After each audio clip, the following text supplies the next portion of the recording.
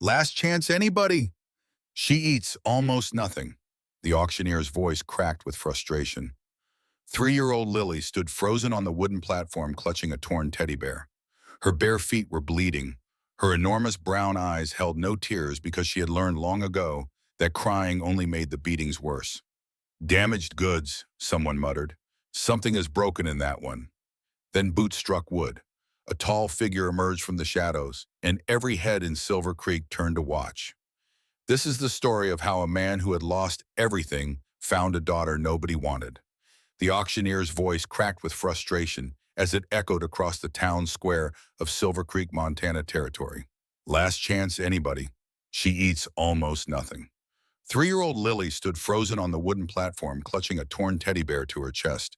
Her bare feet were bleeding from the rough planks beneath them. Her dress was nothing but rags hanging from shoulders too thin for a child her age, and her enormous brown eyes held no tears because she had learned long ago that crying only made the beatings worse. Worthless, someone muttered from the crowd. Too small, too much trouble. Then boots struck wood. A tall figure emerged from the shadows, and every head in Silver Creek turned to watch. The summer heat of 1885 pressed down on the territory like a punishment from God himself.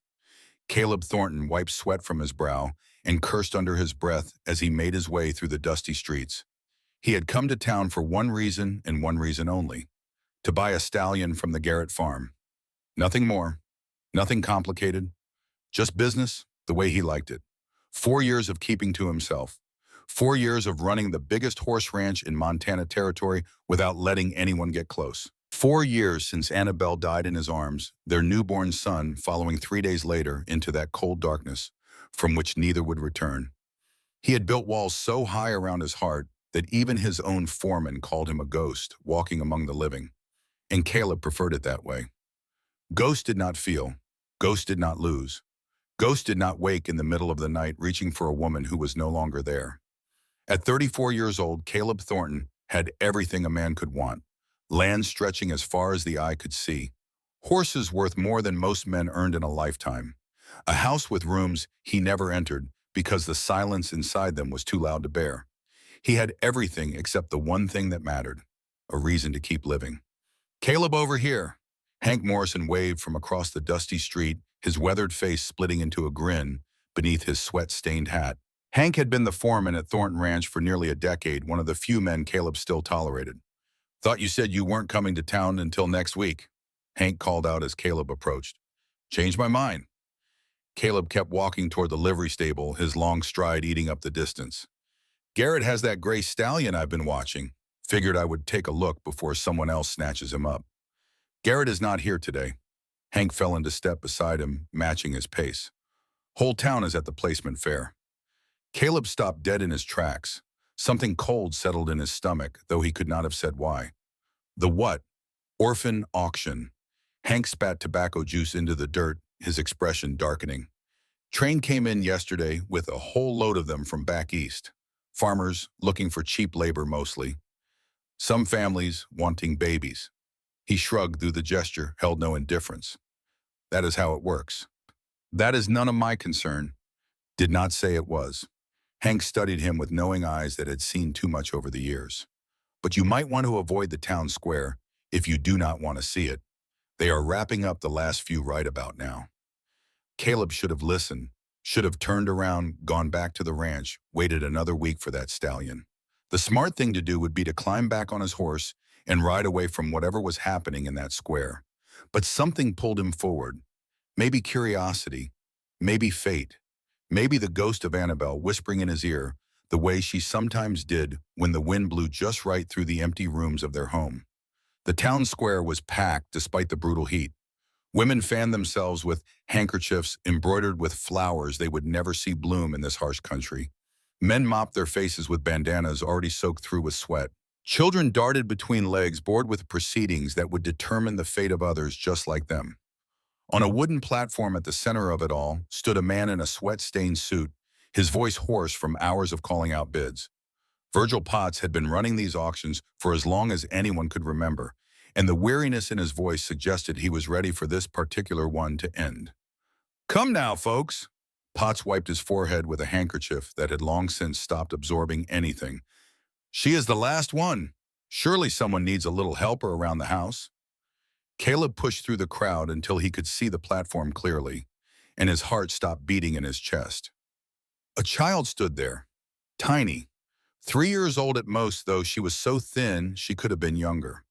Her hair was blonde but matted with dirt hanging in tangles around a face that was all eyes. Enormous brown eyes that stared at nothing and everything at once, holding within them a weariness no child should ever know. She wore a dress that was more holes than fabric, hanging from shoulders sharp enough to cut glass. Her feet were bare and bleeding from standing on the rough wood planks, leaving small crimson stains with every slight shift of her weight. In her arms, she clutched a teddy bear so worn its stuffing poked through a dozen tears held against her chest, like it was the only thing in the world that belonged to her. She did not cry, did not move, just stood there like a little statue carved from suffering, waiting for whatever came next. Come on now. The auctioneer's voice took on a desperate edge that bordered on pleading. She eats almost nothing. Will not be any burden at all. Just needs a roof over her head and some scraps from the table.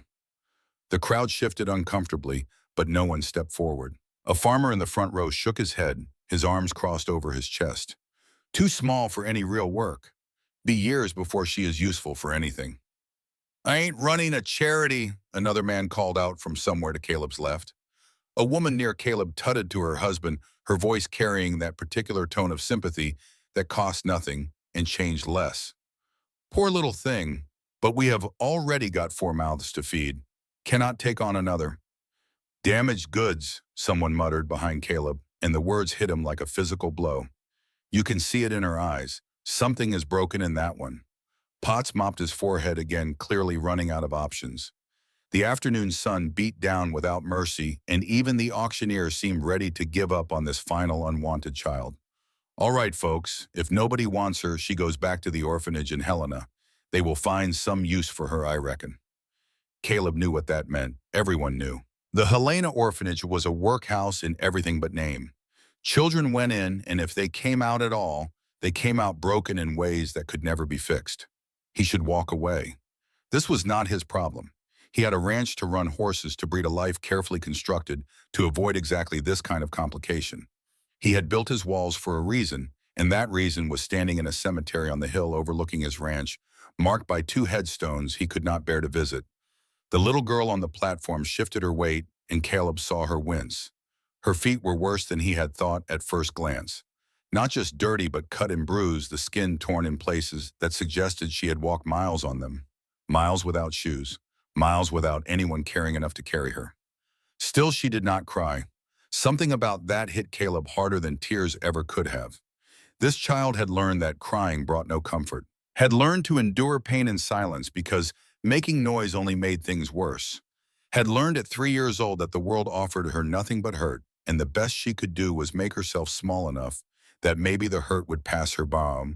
Going once, the auctioneer called, his voice flat with resignation. Caleb's hands clenched at his sides. Going twice. The little girl's eyes found his across the crowd. Just for a moment. Just long enough for him to see the emptiness there, the complete absence of hope that should never exist in someone so young. Wait! The word left Caleb's mouth before his brain caught up with what he was doing. It came out rough, almost harsh, but it stopped the auctioneer's hand mid-swing. Every head in the crowd swiveled toward him. Whispers erupted like brush fire through dry grass. Mr. Thornton. Potts blinked in surprise, his arm still raised. Did you say something? Caleb's boots hit the platform with authority, his long stride eating up the distance between himself and the child. She flinched at his approach, pressing the teddy bear tighter against her chest until her knuckles went white. But she did not run. Did not have anywhere to run to, he supposed. How much? His voice came out rougher than he intended, scraping past a throat gone suddenly tight. Mr. Thornton, sir, this is highly irregular. Potts sputtered, looking around at the crowd as if seeking guidance. A man in your position? A bachelor with no... I asked how much. The words cut through Potts's objections like a knife through butter. Caleb had not built the biggest ranch in the territory by being a man who repeated himself. The standard placement fee is $5, but Caleb pulled out his wallet, counted out $50, with deliberate precision and slapped the bills on the podium hard enough to make Potts jump. 10 times the asking price. Enough to end any argument before it started. That should cover the fee and then some. Papers. Now. The crowd erupted in whispers that buzzed around him like angry hornets. Thornton has lost his mind. What does a bachelor rancher want with a little girl? Ain't natural a man his age taking in a child like that. Someone ought to say something. Caleb ignored them all. He crouched down slowly, bringing himself to eye level with the girl, making himself as small and unthreatening as a man his size could manage. Up close, she was even more pitiful than she had appeared from the crowd.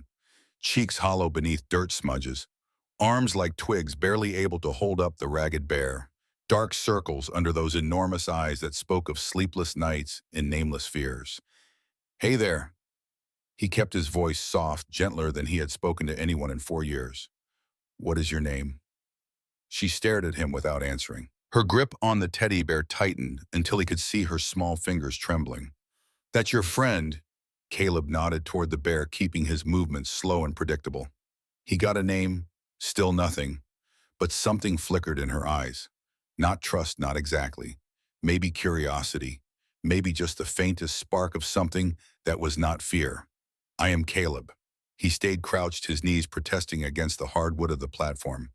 I've got a ranch about 10 miles from here. Lots of horses. You ever seen a horse up close? The smallest shake of her head, just a tiny movement, but it was something. It was communication. They are real gentle, most of them. Soft noses. They like to be petted. Caleb reached out slowly, giving her plenty of time to pull away, and touched the teddy bear's worn head with one finger. Softer than this fellow, even. The girl looked down at his hand on her bear, then back up at his face. She was searching for something. Deception, maybe. The lie that always came before the pain. Her eyes held an intelligence that was almost frightening in someone so young, a sharp awareness that had learned to assess threats and read danger and survive. Mr. Thornton. Potts thrust papers into his field of vision, his voice tight with nervousness. If you will just sign here. In a minute. Caleb did not look away from the child. I'm talking to her. She does not talk much. Potts shifted his weight from foot to foot. Has not said more than a word or two since she arrived. The orphanage matron said she is simple-minded, but I think she is just... I did not ask for your opinion. The words came out cold as winter wind, and Potts retreated hastily, clutching his papers to his chest. Caleb turned back to the girl, his voice softening again, like the shift between seasons. I'm going to pick you up now. All right, going to take you somewhere safe, somewhere with food and a real bed, and nobody who will hurt you. She studied him for a long moment, those brown eyes searching his face with an intensity that made him feel like she could see straight through to his soul. Whatever she found there must have been enough, because slowly, almost imperceptibly, she nodded. Caleb scooped her up with a gentleness that surprised even himself. She weighed almost nothing, a bundle of bones and fear wrapped in rags lighter than some of the barn cats back at the ranch. Her small body went rigid in his arms, every muscle tensed for pain that did not come. It is okay. He murmured the words against her matted hair, speaking low enough that only she could hear. You are okay now. He signed the papers one-handed while Potts babbled about procedures and proper channels and things that Caleb cared nothing about. The crowd parted before him as he walked through, their whispers following like gnats on a summer evening. Scandal. Poor child. What is he thinking? Reverend Crane ain't gonna to like this one bit. Caleb's jaw tightened at that last whisper. Crane, the sanctimonious bastard who ran the local orphanage and preached charity on Sundays, while children starved in his care the other 6 days of the week. If Caleb had any sense, he would have punched the man years ago. At the edge of the crowd, he caught sight of a figure in black watching them go. Reverend Solomon Crane stood in the shadow of the general store, his narrow eyes fixed on Caleb and the child, with an expression that sent ice down Caleb's spine. The Reverend's thin lips pressed into a hard line, and something flickered across his face, something that looked almost like ownership being stripped away. He did not say anything, just watched. And somehow that was worse than words. Hank was waiting by the wagon, his eyes went at his dinner plates. Caleb, what in the name of... Not now. Caleb settled the girl on the wagon seat, careful of her injured feet. We are going home. You just bought a child. I know what I did. Caleb climbed up beside her and gathered the reins in his hands. You coming or staying? Hank scrambled up onto his own horse, still sputtering questions that Caleb had no intention of answering. What could he say? He did not understand it himself. Did not understand why this one child out of all the unwanted children in the world had reached through his carefully constructed walls and grabbed hold of something he thought had died with Annabelle. The girl sat perfectly still as the wagon rattled out of town, her bear pressed against her chest, her eyes fixed on the passing landscape with an expression of guarded wonder. She had probably never seen open country like this before. Never seen anything but orphanage walls and the faces of people who did not want her. Once they cleared the town limits, Caleb let himself breathe. The summer heat had mellowed into something almost bearable as afternoon stretched toward evening. The grasslands rolled out around them in waves of gold and green, stretching toward distant mountains that turned purple in the haze. What is your bear's name? He asked again, softer now that they were alone. Silence stretched between them, filled only by the creak of wagon wheels and the steady clop of horse hooves. Then so quiet he almost missed it, Crumb. Caleb's heart clenched in his chest. Her voice was raspy from disuse, barely more than a whisper, scratching its way past lips that had forgotten how to speak. But she had spoken. She had trusted him with one small word. Crumb. He repeated the name like it was precious. That is a good name. Strong name. She looked up at him then. Really looked. Those brown eyes searched his face for something, though he could not have said what. He is my friend, she whispered. I can see that. Hey, Caleb kept his eyes on the road, giving her space. You two been together long. A pause, a hesitation that seemed to last forever. Mama gave him to me before she went to sleep. Went to sleep, Caleb understood. Children that age did not have words for death, just gentle euphemisms that adults taught them to soften a blow that could never truly be softened. I am sorry about your mama. The girl did not respond, just tucked Crumb under her chin and watched the landscape roll by her small body, swaying with the motion of the wagon. They rode in silence for a while. The ranch came into view as they crested a hill sprawling across the valley below, like something out of a painting. The main house stood solid and sprawling, built from timber Caleb had hauled himself in the early years. The barns and corrals spread out around it, the pastures dotted with horses that moved like scattered jewels across the green. That is home, Caleb pointed toward the valley. The girl's eyes went wide, wider than he had seen them even on the platform. Big. Yeah, he almost smiled. Too big for just me, honestly. Gets real quiet in there. She absorbed this information with the seriousness of a judge considering evidence. You live alone.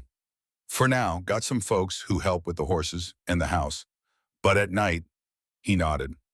Just me. Lonely. The question hit him somewhere deep in a place he had thought was sealed off forever.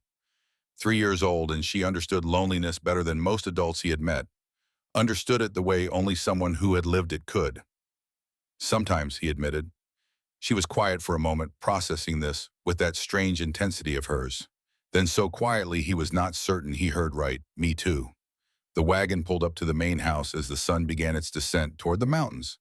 Before Caleb could even climb down, the front door burst open with the force of an approaching storm. Dorothy Brennan, known to everyone as Dot, stormed down the porch steps with her gray hair escaping from its bun and flour dusting her apron. She was 57 years old and had been running the Thornton household for 20 years, first for Caleb's father and now for Caleb himself.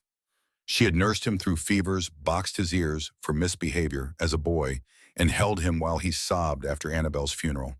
She was the closest thing to a mother he had left in this world. Caleb Thornton. She used his full name, which was never a good sign. Hank's boy rode ahead and told me what happened. What in heaven's name have you done, Dorothy? Caleb lifted the girl down from the wagon seat, keeping his movements slow and gentle. I need your help. Dorothy froze on the bottom step, her sharp eyes taking in the tiny child in his arms. The rags that passed for clothing. The bleeding feet. The haunted expression that no child should ever wear. Lord have mercy.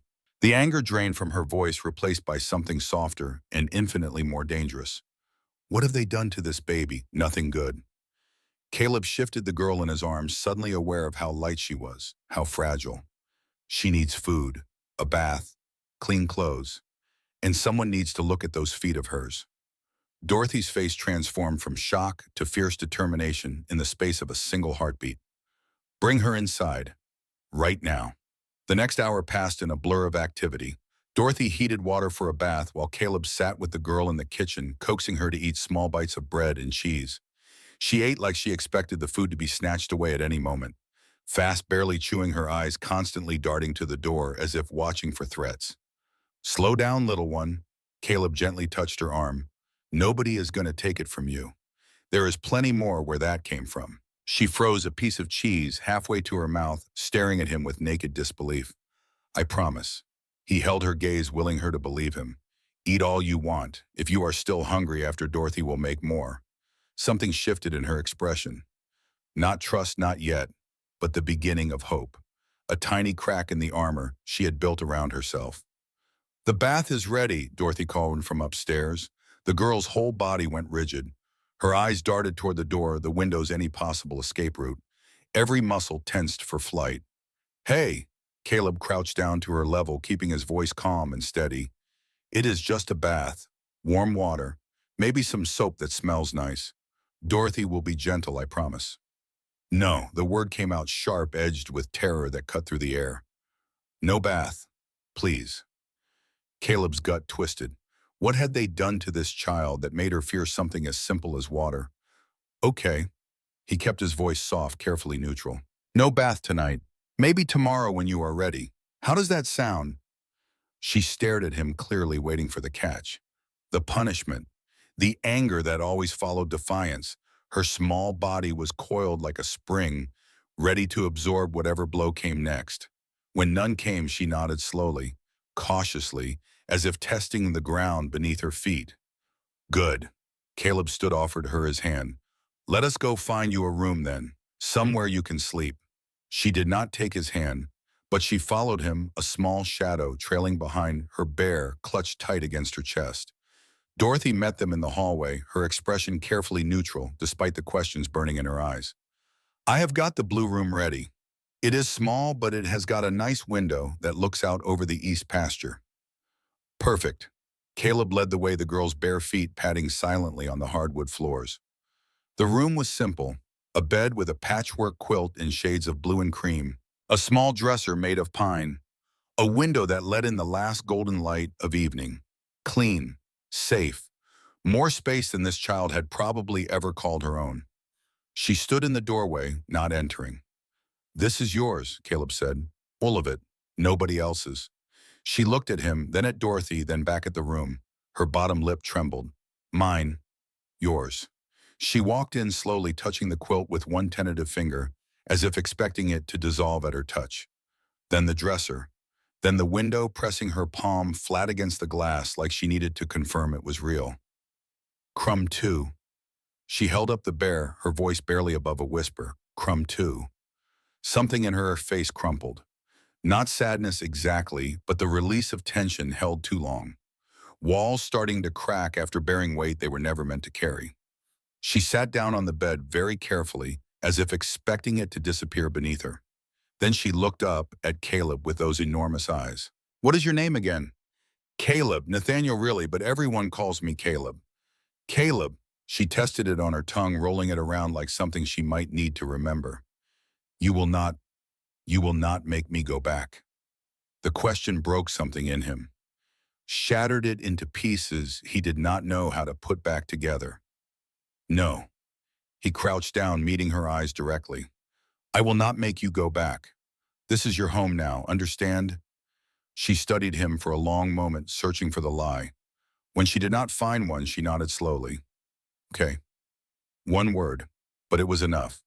Dorothy appeared with a glass of milk in a clean nightgown, 3 sizes too big. Let us get you changed, little one. That dress needs burning, not mending. The girl flinched at the approach, but allowed Dorothy to help her change. Her tiny body revealed the truth of her suffering. Ribs visible beneath paper-thin skin. Bruises in various stages of healing, yellow and purple and green, marking her like a map of pain. She was so small, so fragile that Dorothy had to blink back tears. And then Dorothy saw her back. She made a sound like she had been punched, a gasp that she tried to stifle but could not quite contain. Caleb saw the scars. Old ones faded to silver, nearly invisible, unless you knew to look.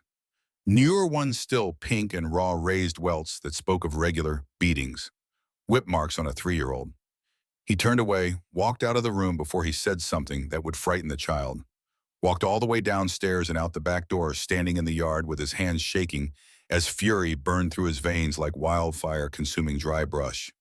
Someone had beaten this baby, repeatedly, systematically, not in anger but with cold deliberation, leaving marks designed to hurt without permanently damaging. And Caleb was going to find out who. Dorothy found him an hour later still standing in the yard staring at nothing while the stars emerged one by one above the mountains. "She is asleep." Dorothy's voice was tight with controlled rage that matched his own. "Took her a while. She would not close her eyes until I promised to leave the lamp burning. The scars on her back." "I know." Dorothy's voice was hard as iron. "I saw. I am going to kill someone." It was not a threat. It was a statement of fact delivered with the same certainty he might use to describe the weather. "Not tonight, you are not." Dorothy put her hand on his arm, her grip surprisingly strong. "Tonight you are going to sit with me and figure out how to help that child.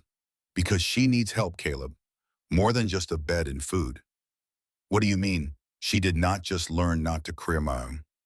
Dorothy's voice softened, but the anger beneath it remained. "She learned not to exist, to take up as little space as possible, to never ask for anything, never want anything, never expect anything. That kind of learning does not just go away." Caleb thought about the way the girl had moved through the house, silent, careful, always watching, the way she had flinched at every sudden sound, the way she had eaten like someone might steal the food from her hands at any moment. "So what do? We give her time." Dorothy squeezed his arm. "We show her over and over that this is different, that we will not hurt her, that she is allowed to want things, to need things, to be a child." She paused, her expression softening further. "And we find out her name. She has not told us yet. I will talk to the auctioneer tomorrow. Find out where she came from, who had her before. The town is going to talk, you know. Let them. Reverend Crane will not be pleased. A single man taking in a little girl." Dorothy shook her head. "He will make trouble. Reverend Crane can go straight to hell." Dorothy smiled grimly. "I was hoping you would say that." She turned toward the house, then paused with her hand on the doorframe. "Caleb, what you did today." Her voice caught on something that might have been emotion. Annabelle would have been proud. He could not speak past the lump in his throat. Just nodded. Later that night, Caleb sat in the chair outside the girl's room, listening to her breathe. She had whimpered in her sleep, a few times small sounds of distress that had him halfway out of the chair before they subsided. Around midnight, he heard Dorothy go in to soothe her, murmuring words too soft to make out. Then cutting through the darkness, "Caleb." He was inside the room before he had made a conscious decision to move. The girl sat up in bed, her bear clutched to her chest, moonlight streaming through the window and painting silver tracks down her cheeks. Tears. Finally. "Hey." He sat carefully on the edge of the bed, keeping distance between them. "Bad dream." She nodded, her breath hitching. "Want to tell me about it?" The dark room. Her voice was barely audible, less than a whisper. "They put me in the dark room when I was bad." Caleb's hands clenched into fists, hidden at his sides where she could not see them. "There is no dark room here. No punishment rooms. No bad places. You understand?" She looked up at him, those enormous eyes glistening in the moonlight. "Promise. I promise." He reached out slowly, gave her time to pull away, and wiped a tear from her cheek with his thumb. "You are safe now. Nobody is going to hurt you ever again." She studied his face in the moonlight, searching for truth in the shadows and planes of his features. Whatever she found must have satisfied her, because her body relaxed slightly. "Lily," she whispered. "What?" "My name." She hugged Crumb tighter, as if drawing courage from the worn fabric. "I am Lily." Something warm bloomed in Caleb's chest, something he had not felt in 4 years. "Lily," he repeated it like a prayer. "That is a beautiful name." She almost smiled. "Almost. Go back to sleep, Lily. I will be right outside if you need me." You will not leave. I will not leave. She lay back down, pulling the quilt up to her chin, with her bear tucked securely beside her. Her eyes stayed fixed on Caleb until sleep finally claimed her again. He sat in that chair until dawn broke over the mountains, watching over a child who had somehow impossibly cracked through walls he had spent 4 years building. And for the first time since Annabelle died, Caleb Thornton felt something other than empty. He felt afraid, afraid of how much this tiny girl already meant to him, afraid of what he would do if anyone tried to take her away, afraid of the future stretching out before them, uncertain and terrifying, and full of more hope than he had allowed himself to feel in years. But more than that, he felt determined. Lily had spent her whole short life being unwanted, being hurt, being told she was not worth the trouble. That ended today. The first week tested Caleb in ways he had never expected. Lily did not speak much. She followed him around the ranch like a silent shadow, always 3 steps behind, always watching with those enormous brown eyes that seemed to take in everything. When he turned too quickly, she flinched. When he raised his voice to call Hank across the yard, she disappeared behind the nearest door. Dorothy had warned him. Patience, she said. Time. But watching a 3-year-old child live in constant fear nearly broke him every single day. She has not eaten enough again. Dorothy cornered him in the kitchen on the third morning. Takes a few bites, then stops like she is waiting for permission. Give her permission, then. I have. Dorothy's face was drawn with worry. It does not help. She has been taught that food is earned, Caleb, that she does not deserve it unless she works for it. She is 3 years old. I know. He found Lily in the barn later that morning, standing frozen in front of a stall. Inside, a mare named Honey was nuzzling her newborn foal that had arrived just 2 days before. That is Honey, Caleb said softly, coming to stand beside her. Had her baby 2 days ago, a little filly. Lily did not respond, but her eyes were fixed on the foal with something close to wonder. It was the first time he had seen anything other than fear or wariness in her expression. You want to touch her? The tiniest nod. Caleb opened the stall door and spoke quietly to Honey, who knew him well enough to trust his judgment. Then he lifted Lily up and held her close to the foal. The baby horse sniffed at Lily's outstretched hand's soft nose, bumping against tiny fingers. Soft. The word came out barely audible, filled with awe. Real soft, Caleb agreed. Lily turned to look at him, and for the first time something other than fear flickered in her eyes. What is her name? Does not have one yet. Caleb set her down gently. Maybe you could help me think of one. She considered this with more seriousness than most adults brought to major decisions. Marigold. Marigold. He nodded solemnly. I like it. Marigold it is. That night, Lily ate half her dinner without being coaxed. A small victory, but Caleb held on to it like treasure. The nightmares came every night without fail. Caleb learned to sleep light, listening for the whimpers that meant Lily was trapped in darkness again. Sometimes Dorothy got there first. Sometimes Caleb did. On the 4th night, he found her not in bed but huddled in the corner of her room, crumb pressed against her face. Lily, he crouched down slowly. What happened? The thunder. Her voice shook like leaves in a storm. It sounds like him. Like who? The man with the belt. Caleb's blood ran cold. What man, sweetheart? But she would not say more, just pressed herself further into the corner, making her body as small as possible, trying to disappear into the walls. Caleb sat down on the floor beside her, not touching, just present. The thunder cannot hurt you, he said quietly. It is just noise. Big, loud noise, but that is all it is. He said that too. Lily's whisper was barely audible. Before he hurt me. Something inside Caleb shattered. I am not him. He kept his voice steady with effort. I will never hurt you, Lily. Never. People always say that. Her voice hardened beyond her years. Then they hurt you anyway. Some people do. I do not. How do I know you do not? Not yet. Caleb crouched down, meeting her eyes directly. But I am going to show you, day after day for as long as it takes. Lily studied him for a long moment. Then she nodded once. Okay, I will try. He stayed until dawn, his back against the wall, while Lily eventually drifted off with her head resting against his arm. Dorothy found them there in the morning and had to turn away to hide her tears. Charlie Brennan arrived on the 5th day. Dorothy's 10-year-old grandson visiting for the summer, as he did every year. He burst through the front door like a small tornado, all energy and noise and boundless enthusiasm. Lily vanished.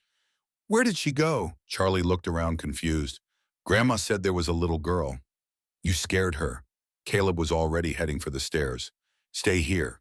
He found Lily under her bed, pressed against the wall, trembling. Hey. He lay down on his stomach so he could see her. It is okay. That is just Charlie. He is loud, but he is harmless. He yelled.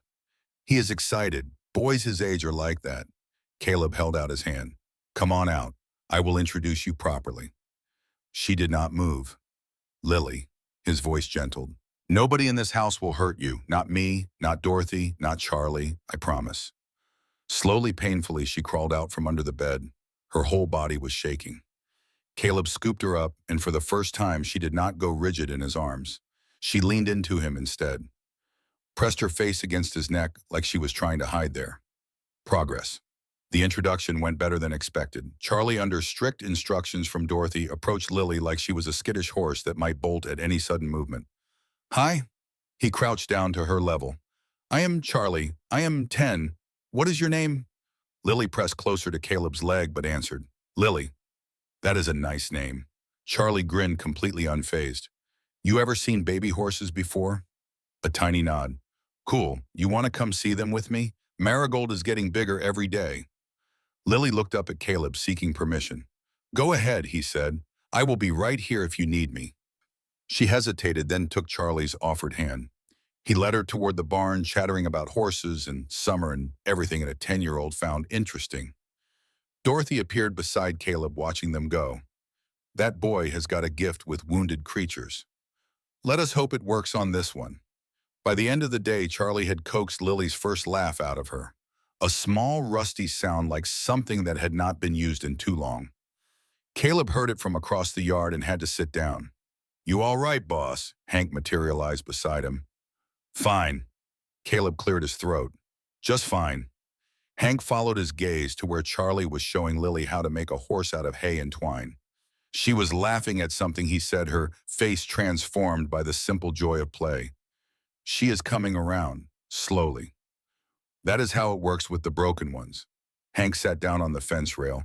Knew a horse once, beaten so bad he would not let nobody near him. Took 2 years before he would trust a human again. But when he did, Hank shook his head. Most loyal animal I ever worked with. She is not a horse, Hank. No, but hurt is hurt, and healing takes what it takes. On the 7th day, Caleb decided it was time to take Lily into town. She needed proper clothes, shoes that fit, maybe a toy or two that was not falling apart at the seams. The moment they crossed the town limits, he knew it was a mistake. People stared, whispered, pointed. There he is, a woman hissed to her companion loud enough for Caleb to hear. The one who bought that orphan girl like she was livestock. Shameful, the other woman agreed. A bachelor living alone with a child. What kind of example is that? Lily's hand tightened around Caleb's fingers. She had heard every word. Ignore them, he said quietly. They do not know anything. But the whispers followed them through the general store, the dress shop, and the cobbler. By the time Caleb had purchased everything Lily needed, his jaw ached from clenching. And then they ran into Agatha Blackwood. The widow stood in the doorway of the millinery shop like she had been waiting for them. Her black mourning dress was immaculate despite the heat, and her expression dripped with false concern like honey from a poisoned comb.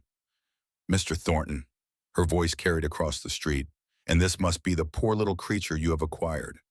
Mrs. Blackwood, Caleb's tone was flat as a frozen lake. If you will excuse us. I am simply concerned for the child's welfare. Agatha's eyes swept over Lily with something that made Caleb's skin crawl. Assessment, calculation, the look of a buyer examining merchandise. A man of your situation surely cannot provide the proper feminine guidance a young girl requires. She has got Dorothy. A servant, Agatha sniffed. Hardly appropriate.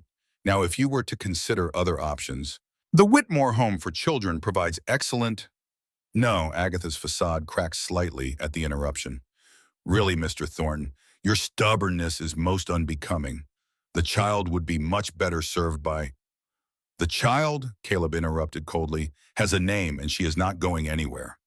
He swept past Agatha with Lily's hand still gripped tightly in his, but Lily had gone pale. Her steps faltered as they approached the wagon. Lily, Caleb crouched down. What is wrong?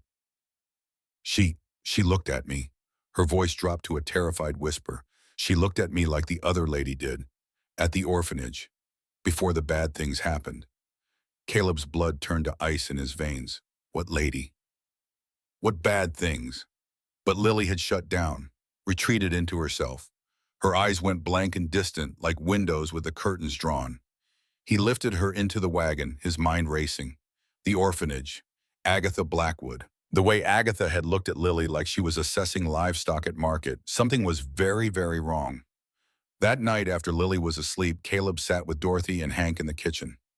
I need to know everything about Agatha Blackwood, he said grimly, and her connection to the Helena orphanage. Hank shifted uncomfortably in his seat. There has been talk. Nothing confirmed but talk. About what? Mrs. Blackwood lost most of her money when her husband died. Everyone knows she is barely keeping that big house of hers running. Hank paused, weighing his words. Rumor is she has been acquiring help. Unpaid help. Children. Dorothy's voice was hard as granite. From the orphanages.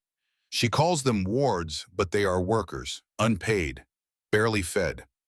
And when they are old enough to leave, Caleb asked, though part of him did not want to know the answer. Silence. Dorothy. Nobody knows. She met his eyes, her face pale. That is the problem, Caleb. Nobody knows where they go. Caleb felt sick rising in his throat. And Crane runs the local orphanage, which feeds into the one in Helena. Word is he and Mrs. Blackwood have an arrangement. Hank's voice was carefully neutral. The kind where children, nobody wants end up wherever pays the most. Caleb stood up so fast his chair crashed backward. And they put Lily on that platform. They would have. You stopped it. Dorothy grabbed his arm. You stepped in before it could happen. But how many others did not get that chance? He was pacing now, fury and horror warring in his chest. How many children have they? You cannot save them all, Caleb. I can try. And lose Lily in the process. Dorothy's voice was sharp enough to cut glass. You go after Crane and Blackwood. They will come after you. They will say you are unfit. They will take her back. The words stopped Caleb cold. They cannot do that. They can try. And in this town where you have got no wife, no standing with the church, no allies except hired hands, and an old woman. Dorothy shook her head. You pick a fight now, you might lose everything. Caleb's hands clenched into fists. Every instinct screamed at him to do something, to expose these monsters, to protect every child they had ever hurt. But Lily's face swam before his eyes. Lily, who was just starting to smile. Lily, who had finally stopped flinching at loud noises. Lily, who trusted him. What do I do? For now you protect your Earl. You build your case. You find allies. Dorothy's voice softened. And you pray they do not move first. The next morning brought trouble. Caleb was in the barn with Lily showing her how to brush Marigold when Hank came running. Rider coming in fast. Looks official. Caleb's stomach dropped. Take Lily to Dorothy now. But the horsey, Lily started. I know, sweetheart. We will come back. But right now I need you to go with Hank. Okay. Something in his voice must have scared her. She nodded quickly and let Hank lead her away. Caleb walked out to meet the rider, a young man in a deputy's uniform, sweating and uncomfortable in the summer heat. Mr. Thornton. The deputy dismounted and pulled an envelope from his saddlebag. Got papers for you, from Reverend Crane. Caleb took the envelope, broke the seal. His vision went red. What is it, boss? Hank had returned, standing at a careful distance. Caleb's voice came out like gravel scraping over stone. It is a summons. Crane is challenging the adoption. Says I obtained Lily through improper channels. He paused the paper, crumpling in his fist. He wants her returned to the orphanage pending review. He cannot do that. You paid. You signed papers. Apparently those papers were not valid. The auctioneer did not have authority to place children. That is Crane's job. That is horse shit, and everyone knows it. The auction happens every year. And every year Crane looks the other way because he gets a cut. Caleb was already striding toward the house. but I took something he had already promised to someone else. Mrs. Blackwood, Mrs. Blackwood. Dorothy met them at the door, Lily hiding behind her skirts. What has happened?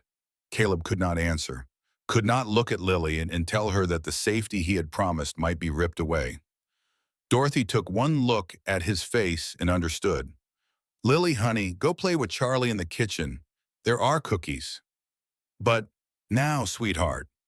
Lily went, but not before casting one terrified glance at Caleb. When she was gone, Caleb handed Dorothy the crumpled summons. She read it and her face went white. When 2 weeks, there is a hearing at the courthouse. Can we fight it? I do not know. Caleb's voice was hollow. I need a lawyer, someone who is not in Crane's pocket. There is Thomas Aldridge, Hank offered. New in town, young idealistic, has not been corrupted yet. Get him, today. Hank nodded and was gone. Dorothy caught Caleb's arm. You cannot let her see you like this. She will know something is wrong. Something is wrong, but she does not need to feel it. Not yet. Dorothy's grip tightened. You go in there, you put a smile on your face, and you tell that little girl everything is fine. You hear me? Caleb took a deep breath, then another. When he finally walked into the kitchen, his face was calm. Hey, sweetheart. He crouched down beside Lily's chair. Having a good cookie? She nodded, but her eyes were worried. You look scared outside. God, this child missed nothing. Grown-up stuff. Caleb kept his voice light. Nothing for you to worry about. Is someone going to take me away? The question hit him like a punch to the gut. No. He took her small hand in his. Nobody is taking you anywhere. Promise. He should have hesitated. Should have been honest about the uncertainty. But looking into those trusting brown eyes, Caleb could not do it. I promise. Lily searched his face for a long moment. Then she nodded and went back to her cookie. But when Caleb stood up, Dorothy was watching him with knowing eyes. They both understood the weight of what he had just sworn, and they both knew that keeping that promise might cost him everything he had.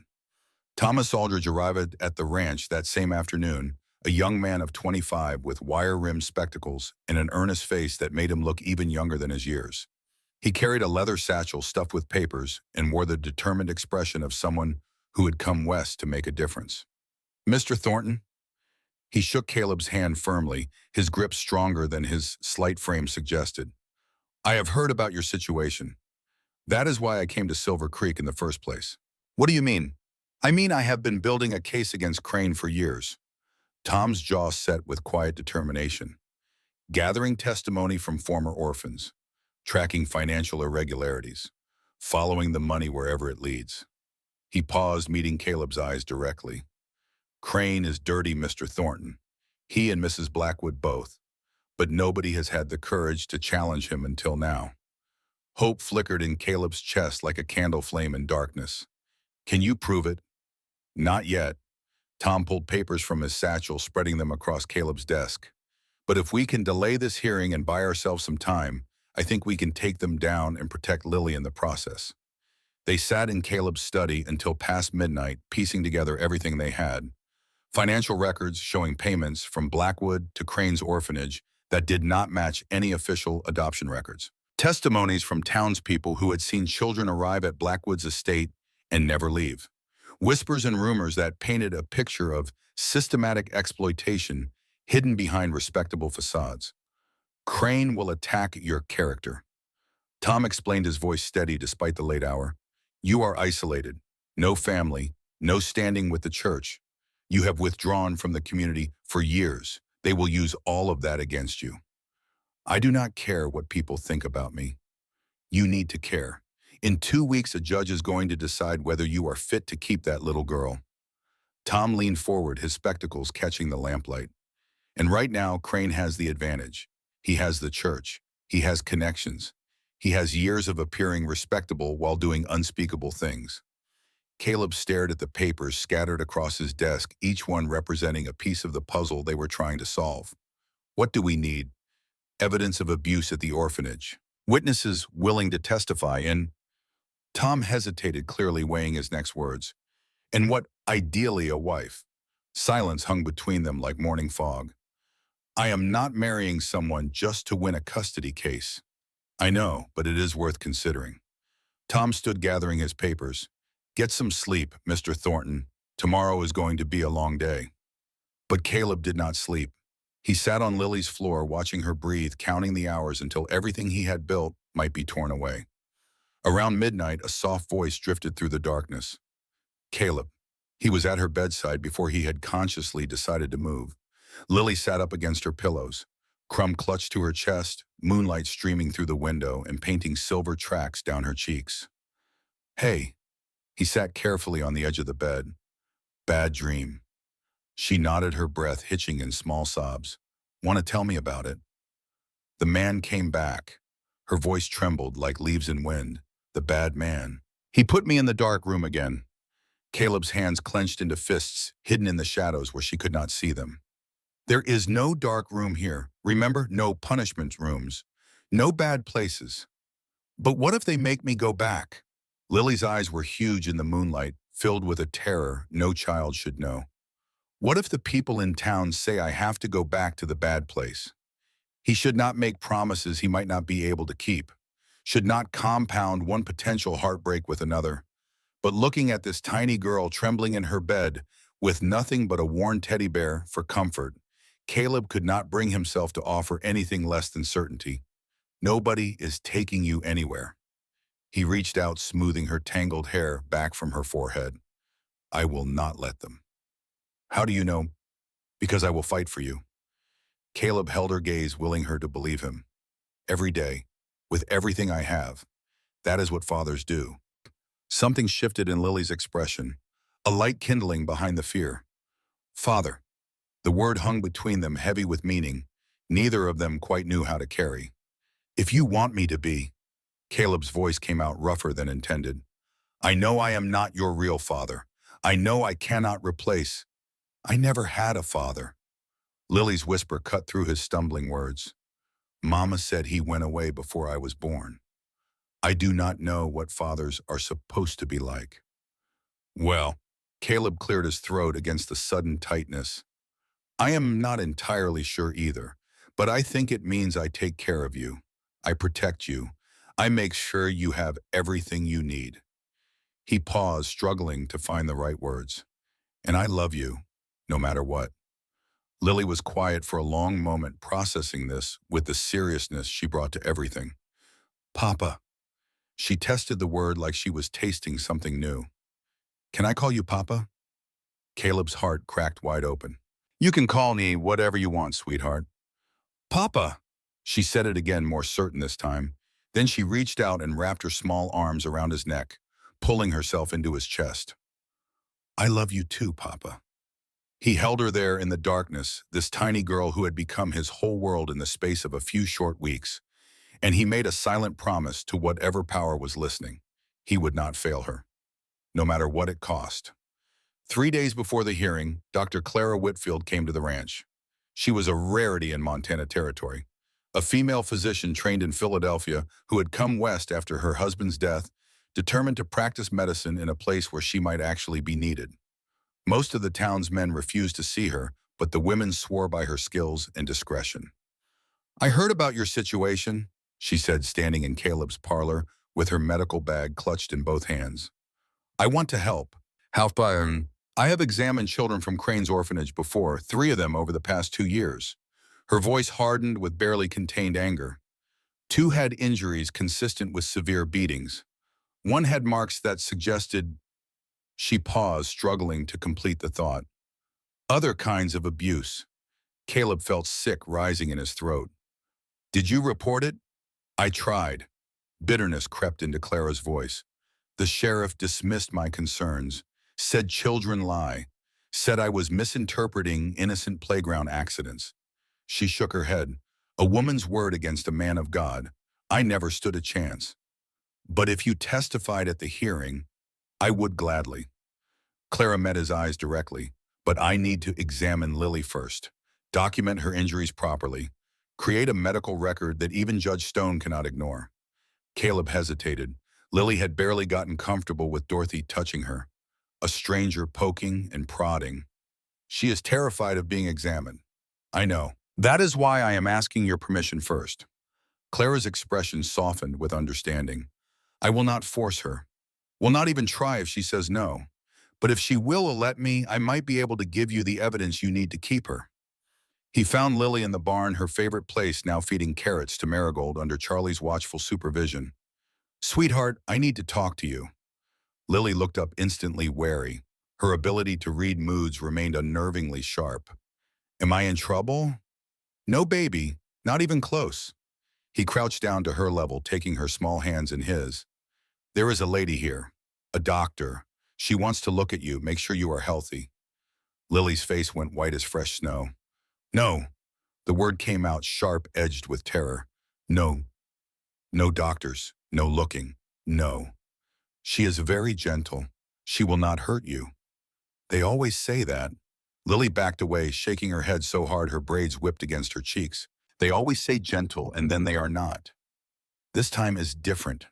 No, Lily's voice rose to a scream that echoed through the barn, startling the horses.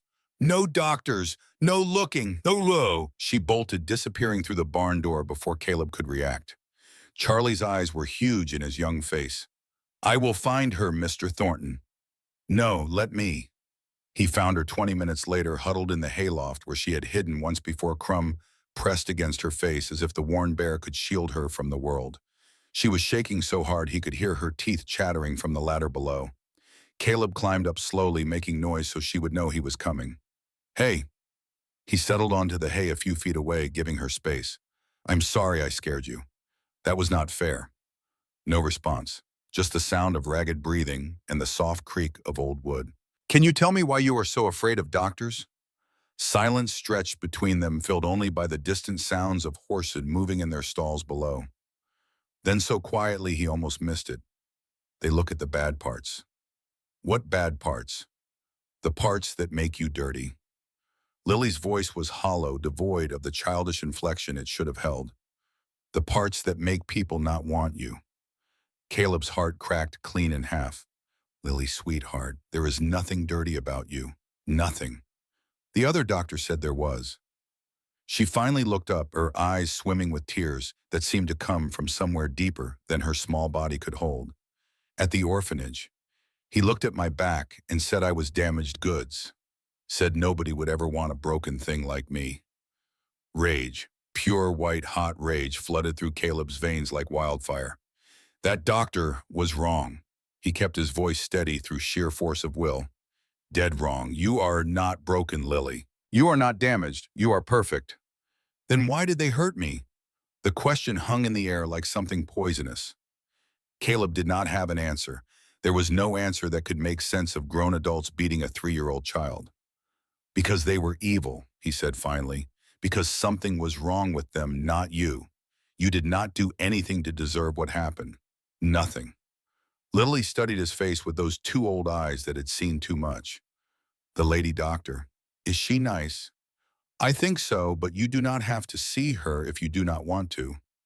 Will it help looking at my bad parts? God, it killed him every time she called them that. It might help us fight the bad man, the one who wants to take you away.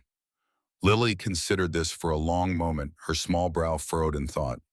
Then she stood up, brushed hay from her dress, and lifted her chin with a determination that broke Caleb's heart and mended it at the same time. Okay, she can look, but you have to stay. I will stay as long as you need me. The examination was brutal to watch. Clara was gentle, truly genuinely gentle, in ways that spoke of long practice with frightened patience. But every time she touched Lily, the little girl flinched. Every time she asked Lily to move or turn, Lily's body went rigid with fear. But she did not cry, did not scream, just held Caleb's hand in a death grip and stared at the wall like it held the answers to questions too painful to ask. Jesus Christ. Clara breathed the words when she saw Lily's back, her professional composure cracking for just a moment. How old are these scars? Some are months old, and Caleb spoke through gritted teeth. Some are newer. Clara's hands trembled as she documented each scar, each bruise, each mark that told the story of systematic abuse. There are at least 15 separate incidents here. Her voice was thick, with barely contained emotion. Different stages of healing. This was not punishment for misbehavior, Mr. Thornton. This was torture. Can you prove it came from the orphanage? I can prove it did not happen on your ranch. The oldest scars predate your custody by months. Clara looked at him with fire in her eyes. This child was being beaten regularly by someone with access to a belt or strap, someone in a position of authority over her. Crane, or someone working for him. I will have my report ready for the hearing. Clara closed her medical bag with a decisive snap. And Mr. Thornton, whatever happens, I want you to know that you saved this child's life. Without you, she would have ended up. She could not finish the sentence. Did not need to. After Clara left, Lily sat in Caleb's lap, exhausted and trembling from the ordeal. Did I do good? You did so good, sweetheart. So brave. Will it help? I think so. I hope so. Lily was quiet for a moment, processing everything in that intense way of hers. Then she said something that made his blood stop cold. Papa, I want him to know. Who to know what, baby? The bad man, the Reverend. Her eyes met his with something fierce burning in their depths. I want him to know I am not scared anymore, because you will protect me. Right, Papa? Right, baby, I will always protect you. She nodded, satisfied, and Caleb swore to himself, to the ghost of Annabelle, to God, to anyone who was listening, that he would keep that promise no matter what it cost him. 2 days before the hearing, everything changed. A young woman arrived at the ranch in the early morning hours, barely 18 years old, thin as a rail, with haunted eyes that reminded Caleb sickeningly of Lily on that auction platform. Mr. Thornton. She twisted her hands, nervously shifting from foot to foot, like she might bolt at any moment. I am Rebecca Dawson. I used to live at Reverend Crane's orphanage. Come inside. Her story spilled out in the kitchen, Dorothy pressing tea into her shaking hands while she talked. I was there for 6 years, from when I was 8 until I aged out at 14. Rebecca's voice shook, but she did not stop. Could not stop, as if the words had been dammed up inside her for too long. The beatings were regular. If you talked back, if you did not work fast enough, if you looked at him wrong. She paused, her grip tightening on the teacup until her knuckles went white. But that was not the worst part. What was the worst part? The ones who got sold. Rebecca's face went pale as old bone. Pretty girls mostly, young ones. Families would come and look us over like livestock at market, pay Crane and take us away. Adopted? No. Rebecca met Caleb's eyes, and the truth in them made his stomach turn. Something else. Dorothy made a sound like she had been struck. And Mrs. Blackwood, Caleb asked quietly, though part of him did not want to know. She took 3 girls while I was there, said she needed household help. Rebecca's hands tightened around her teacup until it seemed the china might shatter. None of them ever came back. None of them ever wrote. They just disappeared. Would you testify to this at the hearing? That is why I am here. Rebecca lifted her chin, a spark of defiance breaking through the fear. I heard what you did at the auction, how you saved that little girl when nobody else would step forward. Nobody ever saved us, Mr. Thornton. Nobody ever even tried. You are brave to come forward. Crane has friends everywhere. If he finds out you talked, stay here at the ranch until the hearing is over. Dorothy interrupted, her voice brooking no argument. This house has plenty of room and nobody threatens a guest under my roof. That night, Lily found Caleb on the porch, staring at the stars scattered across the Montana sky like scattered diamonds. Papa. She climbed into his lap without waiting for an invitation. Who is the lady who came today? Her name is Rebecca. She used to live at the same place you did, the orphanage. Lily was quiet for a moment, processing this.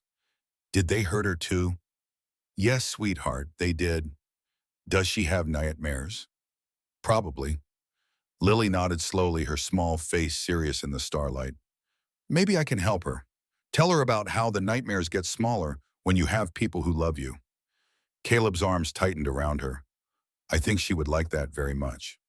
The day before the hearing, Reverend Solomon Crane came to the ranch himself. Caleb met him on the porch, deliberately blocking the door. Reverend? His voice was cold as winter wind. Mr. Thornton? Crane's smile did not reach his eyes, which remained flat and calculating as a snake's. I thought perhaps we could discuss this situation like civilized men. There is nothing to discuss. Now. Crane spread his hands in false conciliation, the gesture practiced and hollow. I am sure we can reach some arrangement. The child needs proper care, proper guidance. She is getting both. From a bachelor rancher, Crane's tone sharpened, the pretense slipping. Come now, you know as well as I do that a man in your position cannot provide what a young girl needs. And what does a young girl need, Reverend? To be sold to the highest bidder, to be beaten until she is afraid of her own shadow. Something flickered in Crane's eyes, fear maybe, or anger at being challenged. That child came to me already damaged. Whatever happened to her occurred before she entered my care. Convenient. It is the truth. Crane stepped closer, his voice dropping low. Mr. Thornton, let me be frank with you. You have no wife, no family, no standing in this community. You have isolated yourself for years, and now you expect people to believe you are suited to raise a child. I do not care what people believe. You should, because in 2 days a judge is going to decide whether you are fit to keep that girl, and I promise you my testimony will be thorough. Crane's smile turned predatory. Very thorough. Caleb stepped forward until they were nearly chest to chest, close enough to see the broken blood vessels in Crane's eyes. Threaten me all you want, Reverend. Come after me with everything you have.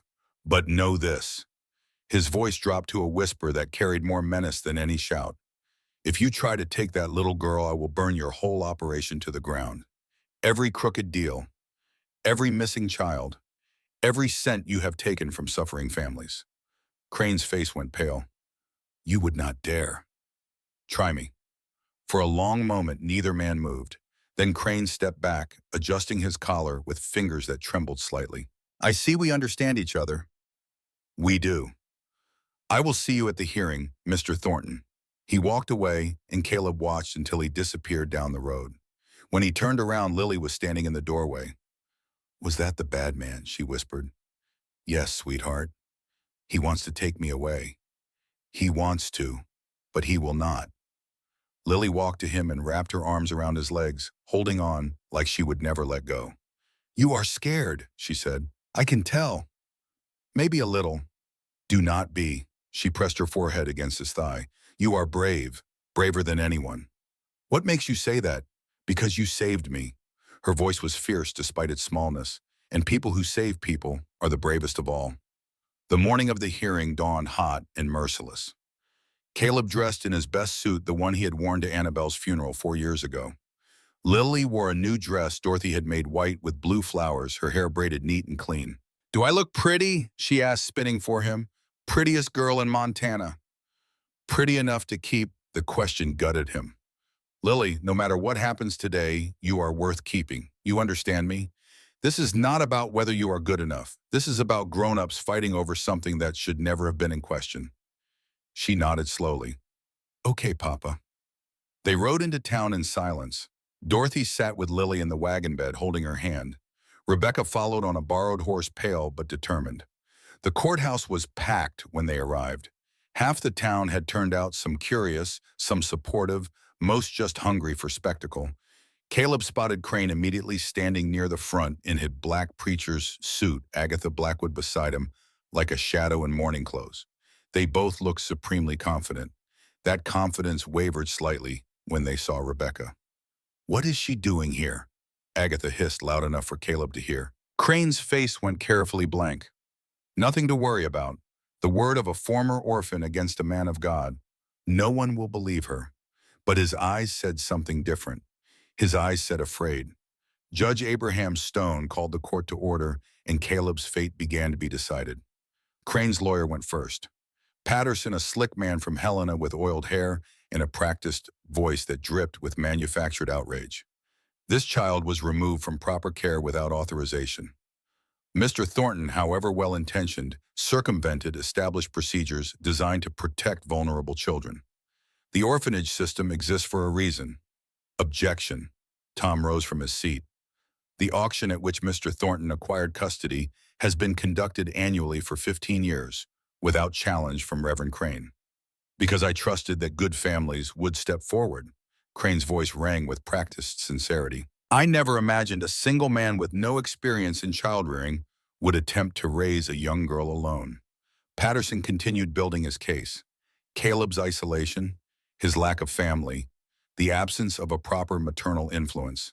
He painted a picture of a lonely bachelor playing at fatherhood with a child who deserved better. And what does better look like? Tom asked during cross-examination. The orphanage where she was beaten, the system that was preparing to sell her to the highest bidder. Objection. Inflammatory. I will allow it. Judge Stone's eyes were sharp beneath his gray brows. Answer the question, Reverend. Crane's smile stayed fixed, but his eyes turned cold. I have no knowledge of any mistreatment. The orphanage follows all established guidelines for child welfare. Then how do you explain this? Tom handed the judge Clara's medical report. Stone read it, his face going gray as old ash. 15 documented instances of beating, Tom continued. Scars consistent with whipping. Bruises in various stages of healing. All sustained before Mr. Thornton took custody. Children fall. Patterson interjected, his voice smooth as oil. They play roughly. They, on their backs with marks that match a belt or strap. Tom's voice cut like a blade. These are not playground injuries, Your Honor. This is systematic abuse. The courtroom erupted in whispers. Stone banged his gavel until silence returned. Reverend Crane, do you have any explanation for these injuries? The child came to us already damaged. Crane's voice dripped with false concern. Her mother was negligent, her circumstances dire. We did our best to rehabilitate her, but some damage simply cannot be undone. That is a lie. Every head in the courtroom turned toward the back. Rebecca stood there trembling, but resolute. That is a lie, and he knows it. Young woman, this is highly irregular, Patterson started. Let her speak. Stone leaned forward, his gaze sharp. Who are you, Rebecca? Rebecca Dawson. Her voice grew stronger with each step as she walked toward the front of the courtroom. I spent 6 years in Reverend Crane's care. Rebecca's voice grew stronger with each step as she walked toward the front of the courtroom. I know what happens in that orphanage. I know about the beatings, the starvation, the children who disappear. The courtroom fell silent. Judge Stone leaned forward, his brow furrowed. Disappear. Sold to families who do not want children. Rebecca's gaze locked onto Agatha Blackwood, who had gone deathly pale. They want workers, servants, or worse. This is outrageous. Crane surged to his feet. This girl is clearly disturbed. I have names. Rebecca did not flinch. Mary Collins sold to a Helena buyer at age 7, last seen working in a brothel 3 years later. Catherine Moore, taken by Mrs. Blackwood at age 9, never heard from again. Thomas Reed, 88 years old, purchased by a mining company, died in a cave-in 6 months later. The courtroom exploded. Stone pounded his gavel until silence returned, his face like thunder. Reverend Crane, Mrs. Blackwood, you will remain in this courthouse when proceedings conclude. Sheriffs see that they do not leave. Crane's face had gone the color of old ash. Agatha looked like she might faint. Your Honor, Patterson attempted desperation creeping into his voice. These are unsubstantiated accusations. Then they can be investigated. In the meantime, we have a custody matter to resolve. Stone turned to Caleb. Mr. Thornton, I would like to hear from you. Caleb stood, his legs unsteady beneath him. What would you like to know? Why did you take this child?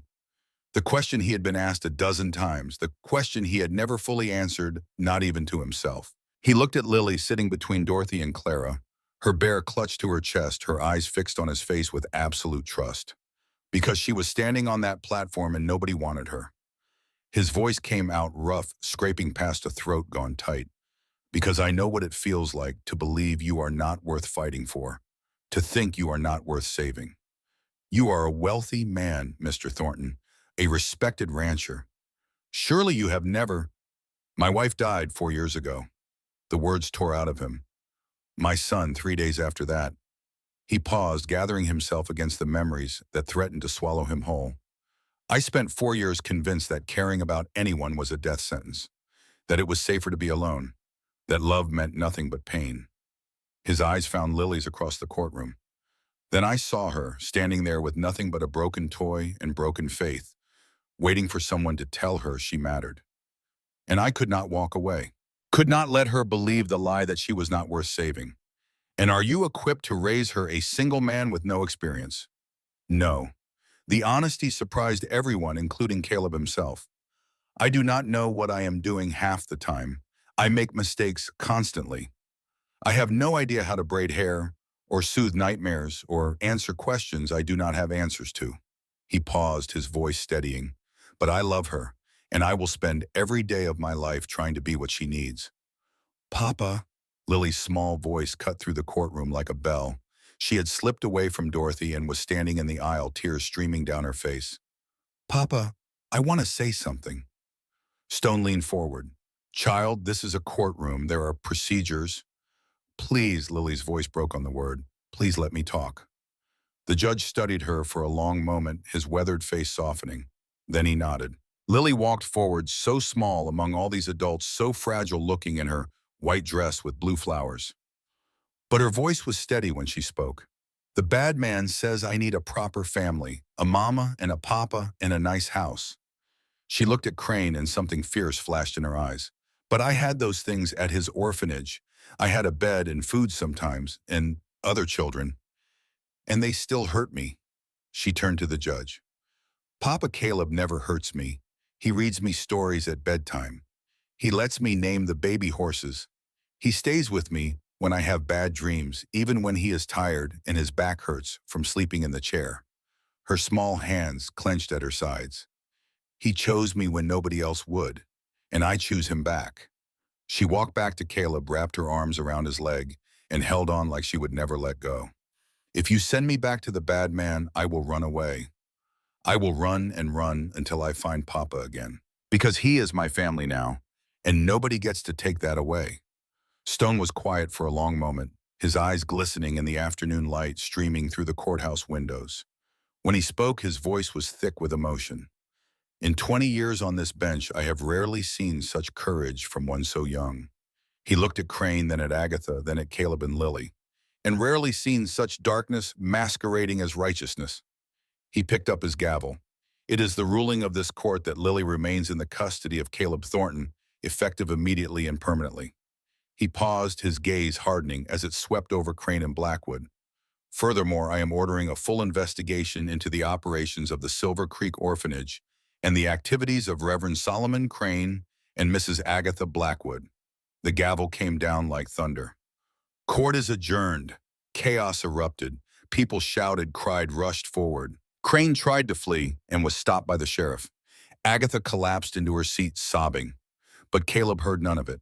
He dropped to his knees and gathered Lily into his arms, holding her so tight he could feel her heartbeat hammering against his own. We won, she whispered into his neck. We really won. We really won, sweetheart. I get to stay forever. Forever and a day. She pulled back, her face wet with tears but split by a smile so bright it could have lit up the whole courthouse. I told you. She cupped his face in her small hands. I told you we were brave. Caleb laughed, a real laugh, the first one in years. Yeah, little one, we really are. The days after the hearing felt like waking from a long nightmare. Crane was arrested before he could leave the courthouse. Agatha Blackwood followed within the hour.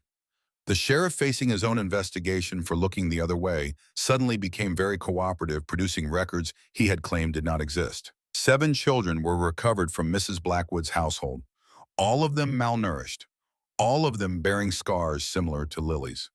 The youngest was 4 years old. The oldest was 12 and could not remember ever being called by her real name. Silver Creek would never be the same. But Caleb barely noticed the town's reckoning. His entire world had narrowed to the small girl who now ran through his house without flinching, who laughed at Charlie's jokes without hesitation, who fell asleep without checking the door 3 times. The weeks after the hearing passed like water through open fingers each day, bringing new signs of healing. Papa watch, Lily stood on the corral fence, arms spread wide for balance. 2 months had passed since the courtroom victory, and the terrified child who once hid under beds was gone. Now she was fearless. Careful, sweetheart. I am careful. She wobbled, caught herself, and grinned in triumph. See, I did not fall. Not yet. Not ever. She jumped down into his arms with complete confidence that he would catch her, because he always did. Marigold is getting big, she said as Caleb carried her toward the barn. Charlie says she will be ready to ride soon. Charlie talks too much. Charlie is my best friend. Lily wrapped her arms around Caleb's neck. After you and Dorothy and Crumb. I am honored to be in such distinguished company. She giggled, and the sound still made Caleb's chest ache with gratitude. Papa. Yeah. Do you think Mama can see me from heaven? The question caught him off guard. Lily rarely talked about her mother. I think she can, Caleb said carefully. I think she is real proud of you. Even though I live with you now, even though I call you Papa, especially because of that. Caleb set her down, crouching to her level. Your mama wanted you to be happy, Lily. Safe, loved. That is all any good parent wants. Lily considered this with the seriousness she brought to everything. Do you think she sent you to the auction? What do you mean? Dorothy says some almost angels send people to help us when we cannot help ourselves. Lily's brown eyes were serious. Maybe Mama sent you to be my new papa because she could not be here anymore. Caleb's throat closed up. He had spent 4 years thinking Annabelle's death meant God had abandoned him. That faith was foolishness. That hoping for anything good was a recipe for heartbreak. But looking at Lily now healthy and happy, and trusting him with everything she had, he wondered if maybe he had been wrong. Maybe she did, he said quietly. Maybe she did. That evening, Caleb sat on the porch watching Lily chase fireflies across the yard while the sun set behind the mountains. You did good. Dorothy settled into the chair beside him. Better than good. We did good. All of us. You were the one who stepped forward. The one who chose that girl when nobody else would. Dorothy reached over and squeezed his hand. Annabelle would be proud, Caleb. So proud. The mention of his wife no longer felt like a knife to the chest, more like a gentle ache. A reminder of love that had existed and mattered. I like to think so. Papa, Lily came running over Charlie close behind. Charlie caught a firefly, a real one. Charlie opened his cupped hands, revealing the tiny glow within. I am going to let it go. I just wanted to show you first. It is beautiful. Lily says they are like little pieces of magic. Charlie paused, suddenly shy. Do you think that is true? I think magic is wherever we decide to see it. Caleb ruffled the boy's hair. And this ranch has more magic than most places. Because of us, Lily asked. Because of all of us, together. Charlie released the firefly, and they watched it drift up into the darkening sky. Papa. Lily's voice was drowsy, her head heavy against his chest. I love you. I love you too, sweetheart. More than anything in the world. Forever. Forever and a day. She was quiet for a moment, her breathing slowing as sleep crept closer. Then she said something that made his heart stop. Papa, if there are other kids like me out there waiting for someone to find them, maybe we could help them someday. When I am bigger. Caleb held her tighter, blinking against the sting in his eyes. Maybe we could, sweetheart. Maybe that is exactly what we will do.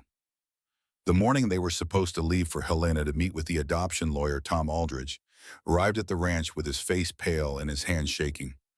Caleb, we have a problem. What kind of problem? Crane. Tom could barely get the words out. He escaped custody last night. They think he had help from inside the jail. The world tilted beneath Caleb's feet. Where is he now? Nobody knows. Tom met his eyes, fear written plain across his young face. But Caleb, there is talk. He is coming for revenge against everyone who exposed him. The children who testified. Against Lily. Caleb's blood turned to ice in his veins. Dorothy. He was already moving toward the house. Get Lily. Get her now. We are leaving. But the horsey. Lily's voice drifted from somewhere inside. Now, sweetheart. Lily must have heard something in his voice because she appeared at the door moments later, her face white with fear. Papa, what is wrong? Why is everyone yelling? Caleb knelt down, taking her shoulders gently. The bad man, Crane. He got away from the people who were supposed to keep him locked up. Her face went gray. He is coming here? He might be with somebody, which is why we are going somewhere safe until they catch him again. But the ranch will be fine. Right now, all that matters is keeping you safe. They loaded into the wagon within the hour. Caleb, Lily, Dorothy, and four armed ranch hands. The plan was to ride to Helena, stay with Tom's family until Crane was recaptured. But they had barely cleared the ranch gates when a shot rang out. One of the horses screamed and went down. The wagon lurched tilted. "Get down!" Caleb shouted, grabbing Lily and throwing himself over her as more shots cracked through the air. Chaos. Men yelling, horses panicking, and somewhere in the middle of it all, a voice Caleb recognized. "You thought you could destroy me." Crane's voice was ragged, half mad. "You thought you could take everything I built and walk away." Caleb lifted his head, keeping Lily pressed beneath him. Crane stood 30 yards away, flanked by two men with rifles. His clothes were dirty, his eyes wild. He looked nothing like the polished preacher who had stood in the courthouse. He looked like what he truly was, a monster. "Let the women and children go," Caleb called out. "This is between you and me." "No, this is between me and everyone who betrayed me." Crane's gun swung toward the wagon. "Starting with that little demon you have been harboring." Lily, he was pointing at Lily. Something primal erupted in Caleb's chest. He rose, putting himself between Crane and his daughter. "You will have to go through me." "Gladly." The gun came up, and Caleb moved. The bullet tore through Caleb's shoulder like fire and ice combined, spinning him sideways but not down. He had felt worse, had survived worse, and he would be damned if he let this monster anywhere near his daughter. He launched himself at Crane before the Reverend could fire again. Later, Caleb would not remember the details. The impact of bodies colliding, the struggle in the dirt, the taste of blood in his mouth, and the sound of Lily screaming somewhere behind him. Two men fighting not just for their lives, but for the soul of a child who had already suffered too much. Crane was stronger than he looked. Desperation gave him power. Madness gave him focus. He fought like a man with nothing left to lose, which made him dangerous in ways Caleb had not anticipated. They rolled across the hard-packed earth, grappling for the gun that had fallen somewhere in the chaos. Crane's fingers found Caleb's wounded shoulder and dug in, sending white-hot agonies shooting through his entire body. Caleb roared and drove his elbow into Crane's face, feeling bone crunch beneath the impact. "She belongs to me," Crane screamed, blood streaming from his broken nose. "They all belong to me. You cannot take what is mine." "She was never yours." Caleb got his hands around Crane's throat. "She was never anyone's property. She is a child, my child." Crane's eyes bulged, his hands clawed at Caleb's grip. His face turned purple. And then a gunshot split the air. Caleb flinched, waiting for the pain that would tell him one of Crane's men had found their mark. But the pain did not come. Instead, Crane went limp beneath him, a red stain spreading across his chest. Hank stood 10 feet away, rifle still smoking, his weathered face hard as stone. "Boss, you all right?" Caleb could not answer, could only push himself up on shaking arms and turn around, searching frantically for the only thing that mattered. "Papa!" Lily slammed into him so hard she nearly knocked him back down. Her small arms wrapped around his neck with desperate strength, her body shaking with sobs that seemed too big for her tiny frame. "Papa, you are bleeding." She pulled back her hands, coming away red. "Papa, you are bleeding so much." "It is just a scratch." He held her close, feeling her heartbeat racing against his own. "I am okay. We are okay." "I thought he was going to take me away." The words came out between sobs. "I thought he was going to hurt you and take me back to the bad place." "Never," Caleb's voice broke on the word. "Never, sweetheart. I will never let anyone take you from me. Do you understand? Never." She nodded against his neck, still crying, still clinging. And Caleb held her there in the dirt, surrounded by chaos and aftermath, making a vow to whatever power was listening. This child would never be afraid again, not as long as he had breath in his body. The wound in Caleb's shoulder healed faster than the wound in Lily's trust. For 3 weeks after the attack, she would not let him out of her sight. She slept in his bed, clutching Crumb with one hand and Caleb's shirt with the other. She followed him everywhere.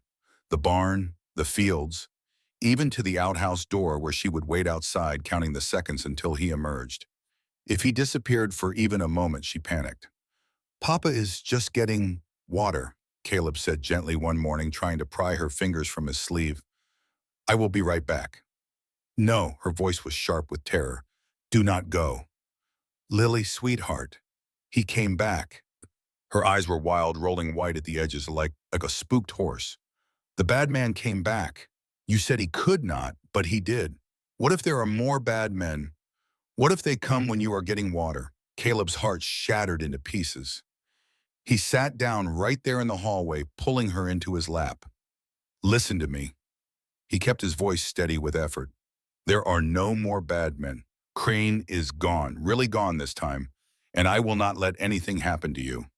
You promised before. The words hit him like a physical blow. She was right. He had promised, and that promise had nearly been broken in the most terrible way possible. I know. He took a deep breath. And I am sorry. I was wrong to promise something I could not completely control. But I can promise you this. I will always fight for you. I will always protect you. And I will never ever stop loving you. Lily was quiet for a long moment, her small fingers twisting the fabric of his shirt. That is enough, she whispered finally. That is enough, Papa. Slowly, painfully, Lily began to heal again. Dorothy helped. Charlie helped. The steady rhythm of ranch life helped with its predictable routines and small tasks that kept hands busy and minds occupied. But the biggest help came from an unexpected source. In the aftermath of the attack, Clara brought news that broke Caleb's heart in a different way. 7 children had been found at the Helena orphanage with nowhere to go. Most were placed with families across the territory. But one boy, a 7-year-old named Emmett, had been returned twice. Too difficult, they said. Too broken. Lily had overheard, and she had not forgotten. A month later, she found Caleb on the porch one evening. Papa, her voice was soft but determined. I want to meet him. Meet who, sweetheart? The boy, Emmett, the one at the orphanage in Helena. 7 children had been found at the Helena orphanage with nowhere to go. Most were placed with families across the territory. But one boy, a 7-year-old named Emmett, had been returned twice. Too difficult, they said, too broken. Lily had overheard, and she had not forgotten. A month later, she found Caleb on the porch. Papa, I want to meet him. The boy, Emmett, the one at the orphanage in Helena. She climbed into his lap without waiting for an invitation. The one who is waiting for someone to find him. Caleb looked at her carefully. After everything that had happened, after all the fear and trauma, she was thinking about another child. Are you sure there is no rush? I am sure. Her chin lifted with that familiar determination. Emmett has been waiting long enough. It is not fair to make him wait more just because I am scared. Your feelings matter too, baby. I know. She took his hand, her small fingers intertwining with his larger ones. But so do his. And I think maybe helping him will help me too. Dorothy says sometimes the best way to feel better is to make someone else feel better. Dorothy is a wise woman. That is what I keep telling you. The meeting was arranged for the following week. Clara had postponed it after Crane's attack, waiting until Lily was stable enough to handle another change. But Lily insisted with a stubbornness that reminded Caleb so much of himself it made his chest ache. I am ready, she declared the morning they were to leave. Emmett needs to know someone wants him. Emmett was nothing like Caleb expected. He had braced himself for anger, for defiance, for walls higher than the ones Lily had built around her wounded heart. Instead, he found a boy who was completely, utterly shut down. Emmett sat in Clara's office like a statue carved from stone, silent, motionless, his eyes fixed on a spot somewhere past Caleb's shoulder, seeing nothing and everything at once. He was small for 7 years old, thin in a way that spoke of chronic hunger, with dark hair that needed cutting, and clothes that were clean but worn thin at the elbows and knees. Emmett, Clara's voice was gentle. This is Mr. Thornton, and this is Lily. We talked about them, remember? No response. Emmett, nothing. Not even a flicker of acknowledgement. Lily looked up at Caleb, then at Clara, then at the silent boy. Then she did something that made Caleb's heart swell with pride. She walked forward slowly, stopping a few feet from Emmett's chair. She sat down on the floor, cross-legged, and pulled Crumb from her pocket. This is Crumb. Her voice was conversational, as if she were talking to any other child. He is my best friend. My mama gave him to me before she died. Emmett's eyes flickered. Just for a second. Just the briefest glance toward the worn teddy bear. He is pretty old now and kind of ugly, but I love him anyway. Lily turned Crumb over in her hands. When I first came to live with Papa, I was really scared. I did not talk much either. I thought if I was quiet enough, maybe people would forget to hurt me. Something shifted in Emmett's expression. Microscopic, but there. Papa never forgot about me, though. He was always there, even when I did not want him to be. She glanced back at Caleb, then returned her attention to Emmett. It took me a while to believe he was not going to hurt me. Sometimes I still get scared, but it gets easier. Silence. Then so quiet it was almost inaudible. How Maum, one word, Emmett's first word in their presence. Lily smiled, because every day he did not hurt me was proof. And the proof kept piling up until the scared got smaller and the safe got bigger. Emmett was quiet for a long moment, then his gaze shifted, not to Lily but to Caleb. You really never hurt her? The question was flat suspicious, the voice of a child who had learned that adults always lied. Never. Caleb kept his voice steady. Not once. Why not?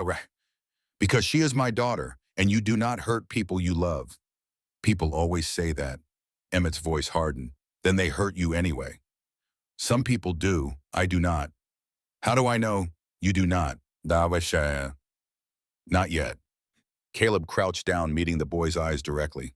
But I am willing to prove it to you, day after day, for as long as it takes, if you will give me the chance. Emmett studied him for a long moment. Whatever he saw must have been enough because he finally nodded. Okay.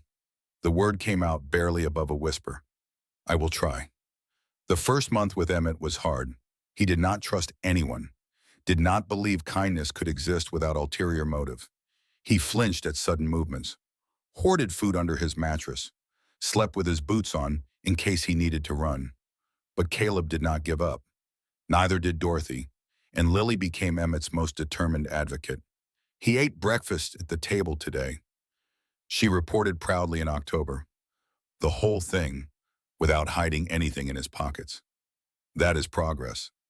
And he talked to Marigold. I saw him. He was telling her she was pretty.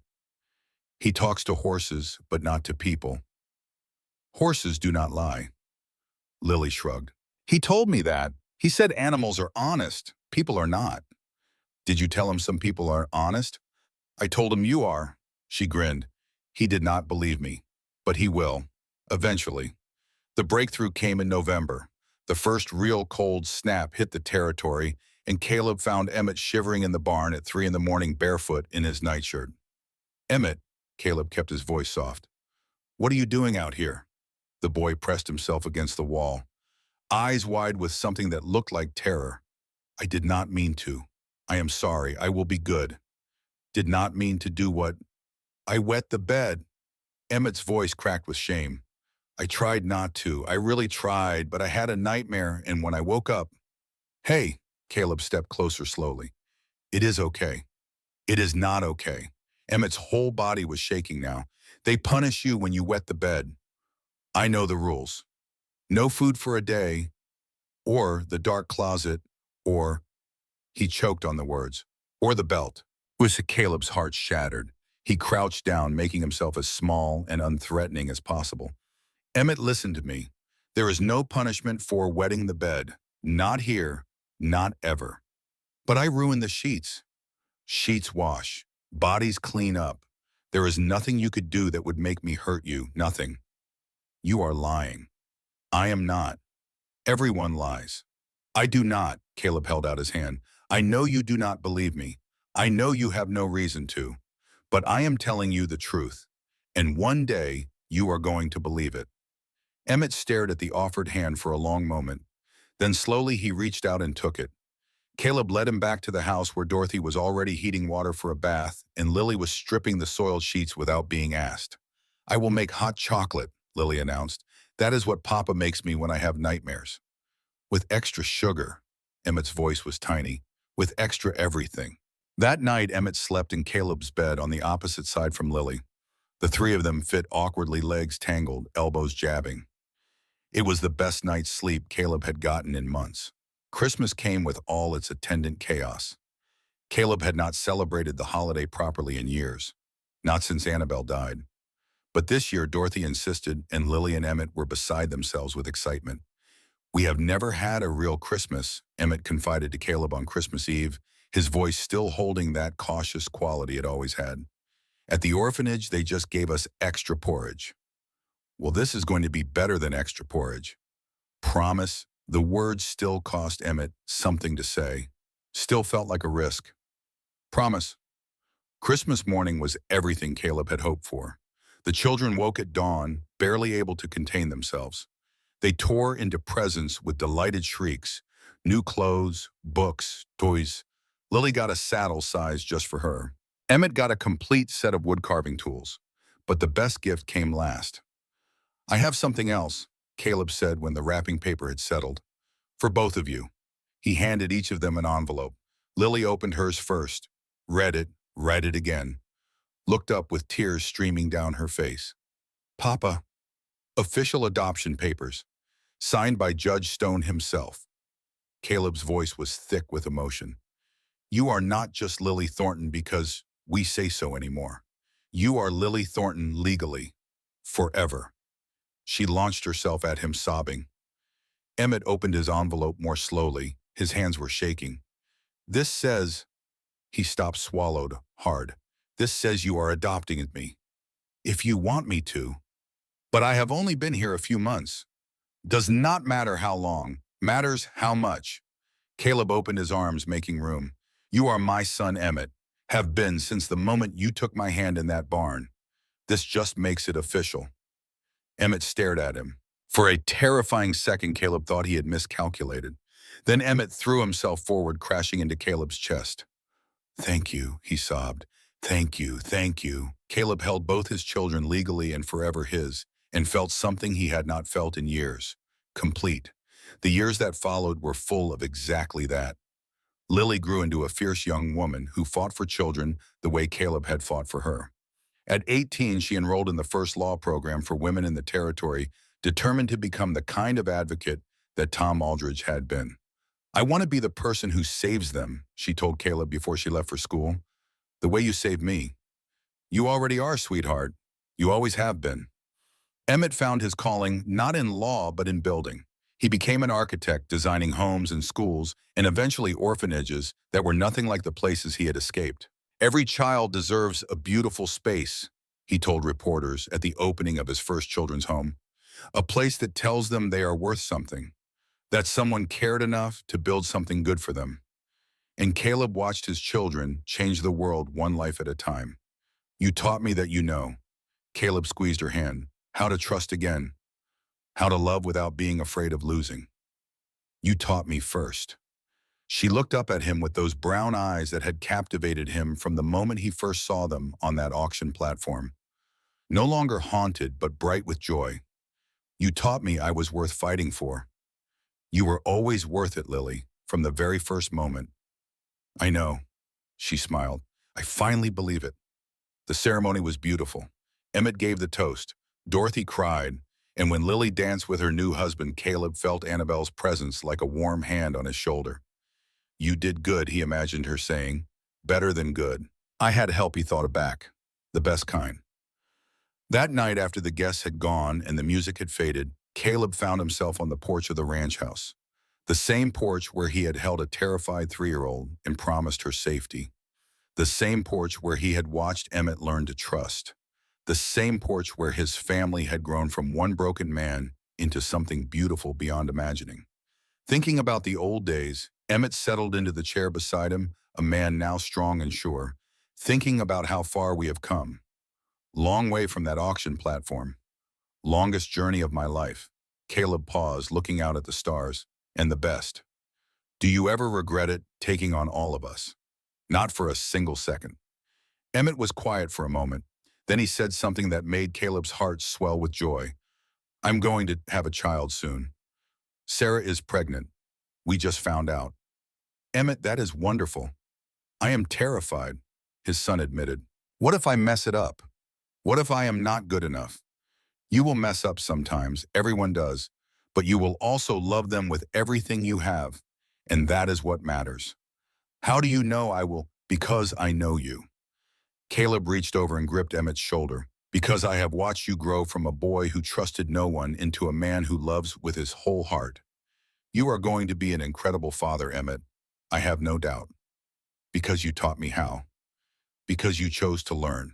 There is a difference. Lily appeared in the doorway still in her wedding dress. There you two are. I should have known. Hiding from the party, Emmett offered. The party is over. Then hiding from the cleanup. That too, Lily laughed, crossing the porch to settle onto the arm of Caleb's chair. Emmett told you his news. He did. I am going to be an aunt. She sounded dazed. Happy. A real aunt with a real niece or nephew. We are going to be grandpa and aunt, Emmett corrected. A real family. We have always been a real family, Caleb said quietly. From the moment I stepped onto that platform. Everything else has just been confirmation. They sat together as the stars emerged one by one, three people who had found each other in the wreckage of their separate lives and built something lasting, something true. Papa, Lily's voice was soft with emotion. Thank you for everything, for seeing me when nobody else would, for fighting when you could have walked away, for being the father I never knew I needed. Thank you for letting me. Caleb kissed the top of her head, for taking the chance on a broken man who did not know the first thing about raising children. You learned fast. I had good teachers. Emmett stood stretched and offered a hand to help Lily up. We should get some sleep. Long day tomorrow. Long life tomorrow, Lily corrected. And the day after. And the day after that. Good, Emmett grinned. I am planning to need every single one of them. They went inside, leaving Caleb alone on the porch. He stayed there for a long time, watching the stars, thinking about all the roads that had led to this moment. The grief, the isolation, the decision that had seemed crazy at the time, but had turned out to be the sanest thing he had ever done. Annabelle would have loved them, he thought, would have loved all of this. Somewhere in the darkness, an owl called. The horses shifted in the barn. The wind carried the scent of summer grass and distant rain. And Caleb Thornton, who had once believed himself incapable of love, smiled. He had a daughter who fought for justice, a son who built beautiful things, a grandchild on the way, a legacy of love that would outlast him by generations. Not bad for a man who had gone to town for a horse and come home with a family. Not bad at all. 25 years after that summer day at the auction, Caleb passed away peacefully in his sleep, surrounded by his children, his grandchildren, and enough love to fill every empty room in the house that had once echoed with loneliness. His last words were to Lily, who held his hand as the sun rose over the mountains he had loved his whole life. You were worth it, he whispered. Every fight, every fear, every moment. You were worth all of it. I know, Papa. Tears streamed down her face, but she was smiling. You taught me that. Then I did my job right. He closed his eyes. And Lily, the little girl, nobody wanted the child who had been thrown away and forgotten, held her father's hand and said goodbye to the man who had looked at her on that platform and decided she was worth everything. At his funeral, the entire territory came to pay their respects. Former orphans he had helped rescue, families he had supported, children whose lives had been changed by the ripple effects of his single act of courage. Lily spoke last. My father was not a complicated man, she said, looking out at the crowd that stretched beyond the cemetery gates. He believed in hard work, in keeping your word, in protecting those who could not protect themselves. But the thing that made him extraordinary was not any of that. She paused, gathering herself against the weight of grief and gratitude. The thing that made him extraordinary was his capacity to love, to see a broken child and believe she could be whole, to take a chance on hearts that had been shattered and trust that they could heal.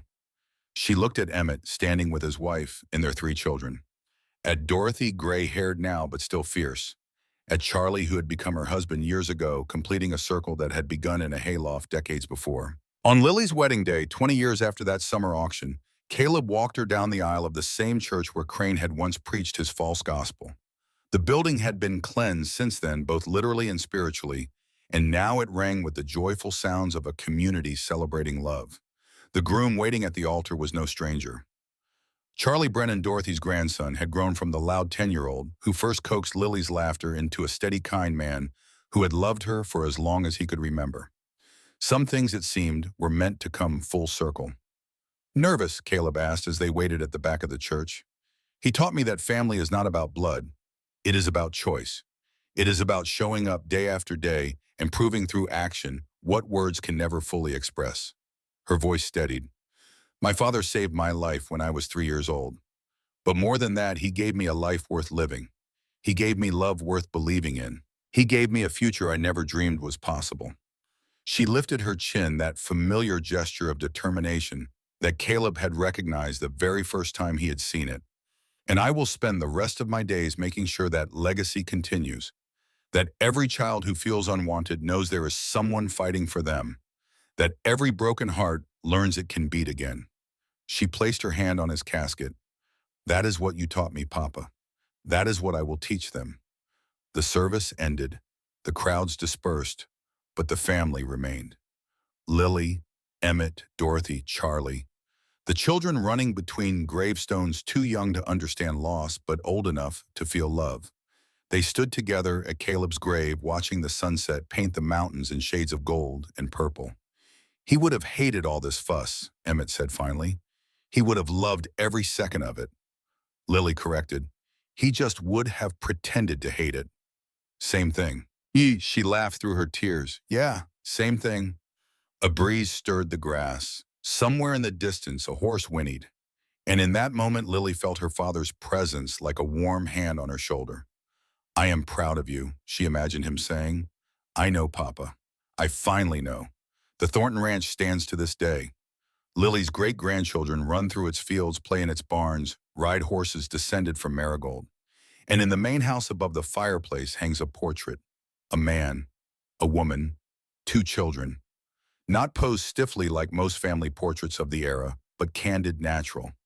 The man is laughing at something the girl has said. The boy is leaning against his shoulder. The woman, Dorothy, who had refused to be left out, is rolling her eyes at all of them with fond exasperation. Below the portrait on a small brass plaque are the words Lily chose. Family is not born, family is built, and love once given never dies. That is the legacy of Caleb Thornton. Not the ranch, not the horses, not the reforms he helped pass, or the children he helped save, but the simple truth he discovered on a summer day, standing on an auction platform, looking at a child nobody wanted. That some things are worth fighting for, that some people are worth believing in, that love in all its terrifying glory is the only thing that makes any of it worthwhile.